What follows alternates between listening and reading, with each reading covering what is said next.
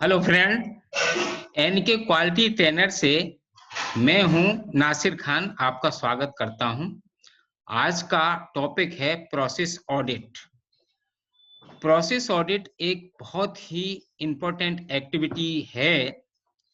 हमारा उद्देश्य है कि जीरो डिफेक्ट प्रोडक्ट अचीव कैसे करें, और ये तभी संभव है कि जब हम अपने कार्य को सुचारू रूप से सही ढंग से करें और उसका बार बार ऑडिट करें, मॉनिटरिंग करें, फॉलो अप करें। जितना अच्छे से हम फॉलो अप करेंगे और इन पर फोकस रखेंगे, उतना ही हमारा जीरो डिफेक्ट अचीव करने के चांसेस बढ़ेंगे। हम ज़्यादा से ज़्यादा उसको अचीव करने की तरफ बढ़ेंगे। हम यहाँ पर प्रोसेस ऑडिट आईएसओ वाले ऑडिट की बात बताने नहीं जा रहे हैं, बल्कि हम प्रैक्टिकल बात कर रहे हैं। उद्देश्य है जीरो डिफेक्ट प्राप्त करना। तो साथियों, हमें अपने कार्य का स्वयं प्रोसेस ऑडिट करना चाहिए। कोई दूसरा यानी कि थर्ड पार्टी अगर ऑडिट करेगा तो वो थ्योरेटिकल तो ठीक है, पर प्रैक्टिकल एक अलग बात है। फिर भी अपने कार्य के बारे में तुम्हारे से ज्यादा, यानी तुम्हारे कार्य के बारे में आपसे ज्यादा कोई दूसरा नहीं जान सकता है। इसीलिए आपको अपना ऑडिट करना चाहिए। यहाँ पर मेरा सुझाव है कि ऑडिट को सेल्फ इंस्पेक्शन एंड वेरिफिकेशन के तहत आप अपने कार्य का स्वयं ऑडिट करें, सुधार करें और प्रोसेस को और प्रोडक्ट को कंट्रोल रखें। आइए इस पे हम कुछ पहले प्रोसेस पर बात करते हैं। आप यहाँ देख रहे हैं, एक process is something that takes some input and gives an output. Process क्या है? प्रोसेस है कि हम उसको इनपुट देते हैं, कुछ प्रक्रियाएं होती हैं और उन प्रक्रियाओं का रिजल्ट हमको आउटपुट के रूप में मिलता है। जैसा कि आप यहाँ देख रहे हैं, ये हमारा इनपुट है। इनपुट में हमारे रिसोर्सेज, रॉ मटेरियल्स होंगे। इनका ऑडिट हमें करना है with respect to purchase specification standards. जब इनको हम अच्छे से ऑडिट करके ये सत्यापन कर लेंगे कि ये बिल्कुल ठीक हैं, तब हमको इनका यूज करना चाहिए। जैसे कि एक मजबूत बिल्डिंग बनाने के लिए उसकी नींव को मजबूत बनाया जाता है, बहुत ही अच्छे से नींव को बनाया जाता है, तैयार किया जाता है कि वो बिल्डिंग काफी समय तक खड़ी रहे, स्टेबल रहे। ठीक इसी प्रकार हमें जीरो डिफेक्ट प्रोडक्ट प्राप्त करने के लिए अपने इनकमिंग रॉ मटेरियल का इंस्पेक्शन, टेस्टिंग, ऑडिट, वेरिफिकेशन, सत्यापन बखूबी करना चाहिए। तभी हमको उसको आगे बढ़ाना चाहिए। अगला पॉइंट प्रोसेस है। यहाँ पर जब हम इनपुट दे देते हैं तो इस प्रोसेस के अंदर एक्टिविटीज होती हैं, प्रक्रियाएं होती हैं। उन सभी प्रक्रियाओं का A to Z प्रक्रिया का ऑडिट, फॉलो अप, मॉनिटर होना चाहिए। जब हम ये सुचारू रूप से सही ढंग से लगन से मन से करेंगे तो ये गारंटेड बात है कि हमको जो आउटपुट मिलेगा वो 100% जीरो डिफेक्ट वाला आउटपुट प्रोडक्ट मिलेगा और उसकी क्वालिटी भी उत्कृष्ट क्वालिटी होगी। यहां पर हमें अपने प्रोडक्ट का audit with respect to customer requirements, drawings के आधार पर करना चाहिए। तो कहने का तात्पर्य यह है कि इनपुट का ऑडिट, प्रोसेस का ऑडिट और प्रोडक्ट का ऑडिट, इन तीनों प्रक्रियाओं का ऑडिट आपको कंटिन्यूअस लगातार प्लान बना करके करना चाहिए। आपको ऑडिट प्लान बनाना होगा और उस ऑडिट प्लान को फॉलो अप करते हुए, उसको इम्प्लीमेंट करते हुए अपने ऑडिट को अंजाम देना होगा।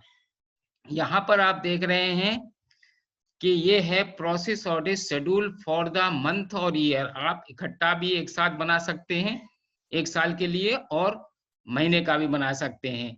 यहाँ पर डिवीजन, सेक्शन, डिपार्टमेंट जो भी आप चाहें उस हिसाब से आप बना लें। ये मैंने डिपार्टमेंट्स के नाम दिए हैं, जैसे ABX, CDX, EFX, इस तरह से मैंने डिपार्टमेंट्स डाल दिए हैं। और यहाँ पर आप डेट डाल सकते हैं या फिर डे वाइज डाल सकते हैं, जैसे मंडे, ट्यूसडे, वेडनेसडे, व्हाटएवर। और उसी के अकॉर्डिंग आप section wise, department wise audit अपना पूरा कर सकते हैं। ऑडिट का स्कोप है कि audit includes checking of process parameters, compliance of work instructions, customer requirements and recovery monitoring।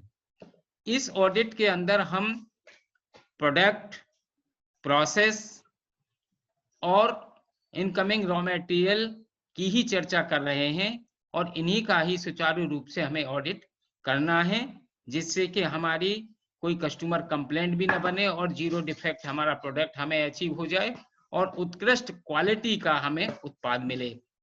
इसके लिए हमें कुछ चेक लिस्ट तैयार करनी पड़ती हैं। कुछ चेक लिस्ट तैयार करते हैं, वो ये है, जैसे कि इस में आप देख रहे हैं कि ये observation of manufacturing process made on date. जिस डेट को आप करें वो आप यहाँ पर डेट डाल दें।